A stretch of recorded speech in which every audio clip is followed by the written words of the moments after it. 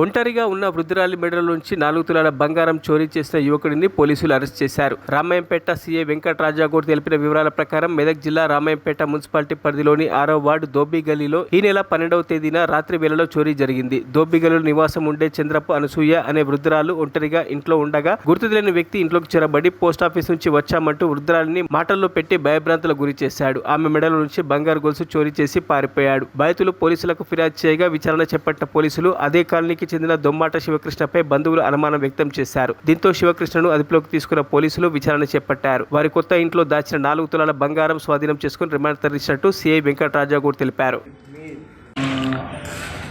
అర్ధరాత్రి సమయంలో నాకు కంప్లైంట్ వచ్చింది.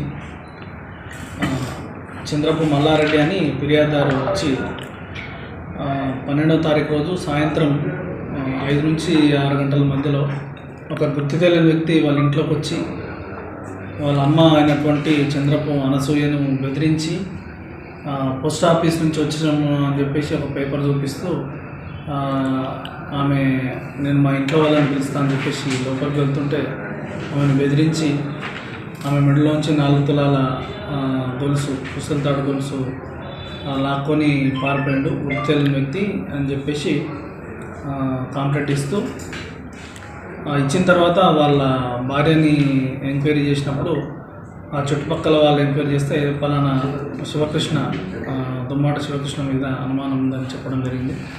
దాంతో పూర్తిగా మేము ఎంక్వైరీ చేసి శివకృష్ణను అదుపులోకి తీసుకొని విచారణ చేయగా అతనే నేరం చేసినట్టుగా ఒప్పుకున్నాడు. ఒప్పుకొని అతను వాళ్ళ కొత్తగా కడుతున్న ఇంట్లో అది దాచిపెట్టినట్టుగా చెప్పడం జరిగింది. అక్కడి నుంచి అది సీజ్ చేసి తీసుకొని ఈరోజు రికవర్ చేయడం జరిగింది. అతన్ని కోర్టు ముందు ప్రొడ్యూస్ చేయడం జరుగుతుంది. కేసులు అయితే ఏం లేవు ఇప్పటివరకు, ఇదే ఫస్ట్ కేసు. మరిన్ని అప్డేట్స్ కోసం మా ఛానల్ని సబ్స్క్రైబ్ చేయండి.